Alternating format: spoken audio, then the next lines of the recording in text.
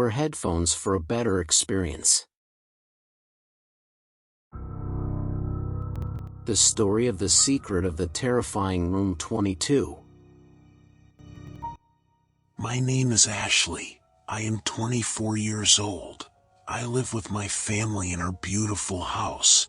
My family consists of my father and mother as well as my younger brother Khalid and sister Amira, 16 years old. I always enjoy listening to horror stories on the radio or reading them in many magazines and on the internet, etc. Actually, I love scary stories about jinn, but I have never been exposed to a scary situation, anything in life, until that day comes.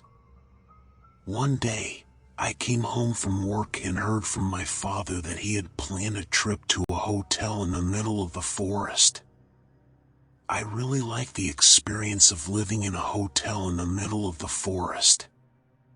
The forest, where you feel the fresh breeze from the trees in the morning. The forest, though dangerous, has an unparalleled beauty and charm. Some people may consider me a kid and not yet 24 years old, but that's okay with me, because I love traveling, camping, and various leisure trips, especially when I have a family go with. In fact, I'm one of those people who prefers the family atmosphere. When we were on the way to the hotel in the middle of the forest, 35 kilometers before reaching the hotel, the car suddenly broke down. We were in the middle of the woods and we had to get our car fixed quickly, especially since the night was approaching and the place was very deserted. Indeed, we can fix the car, but the sun is shining. By sunset, it was already dark when we reached the hotel, and to our surprise it was so dark that we could only see a little distance ahead. Because of this, my father drove very slowly so as not to hit a tree or an animal. I was looking out the window and suddenly we passed a man in black who was covering his face, but he just looked at me and smiled. It was dark and the vision was completely non-existent, but I was sure I saw something. Not it's the scary thing, but the scariest thing when that thing reappeared more than 4 times in a period of time. Short time. But I used to convince myself every time what I see is not true. We finally reached the hotel and we are very tired. My father booked the first 3 rooms for him and my mother, the second room for Kareem and Miriam. For the third, it is for me. The reason for this is that hotel rooms are not large enough to allow the whole family to sit together in the room. My room is at number 22. I will never forget this number for the rest of my life. We all decided to go to bed because we were tired and exhausted all day. I quickly fell asleep because of the severe level of fatigue and got a shock. I saw in my dreams this thing appearing to me in the woods with similar specs, but this woman was holding a large bloody axe in her hand. He looked at me with a smile and said words that made the blood in my veins freeze. If you don't leave this hotel, you will all die. You have to warn them. This TH said those words and disappeared. Instantly, I awoke from my slumber of terror.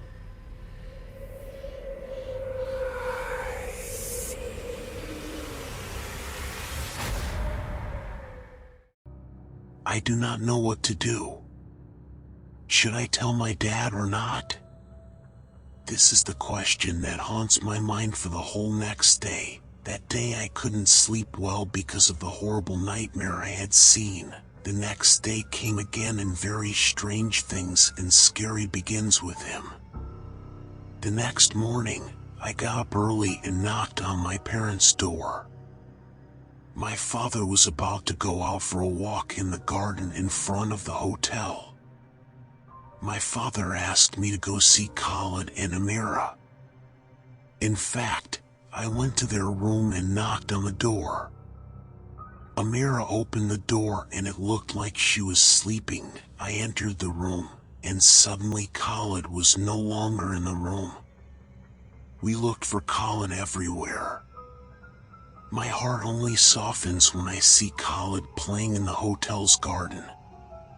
As soon as we saw him, our souls relaxed, but no one noticed that Khalid seemed to be speaking. For someone, it's strange that no one in my family hasn't noticed this. What was scary for Khalid was the feeling that dominated them, and so no one noticed what I was doing. We went to see Khalid in the garden, and my father said, "Why did you leave the room, Khalid?" Khalid says someone came up to me and asked me to get out of bed. I stood on the ground and found myself in the garden. No one believed what Khalid said, but I am sure that what Khalid said could be the truth. Really, I started thinking, should I tell my family what I saw in the woods last night, and what did you see in my dream? I decided to remain silent and not tell anyone, because maybe Khalid was afraid of my father's punishment, so he made up the story. We ate breakfast and started walking in the woods. The forest is very charming and beautiful.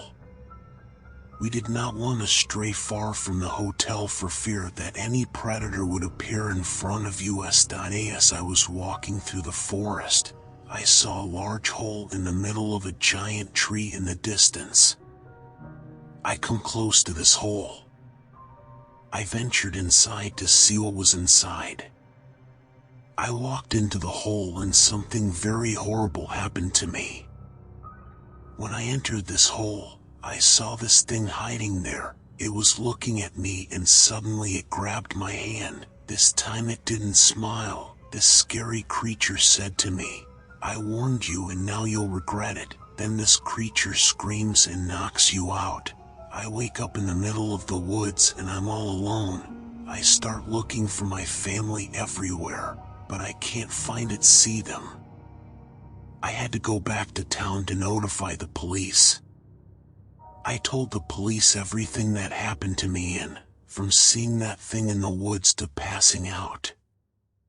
Of course, the police didn't believe what I said, and despite that, they decided to go to the hotel where we were staying.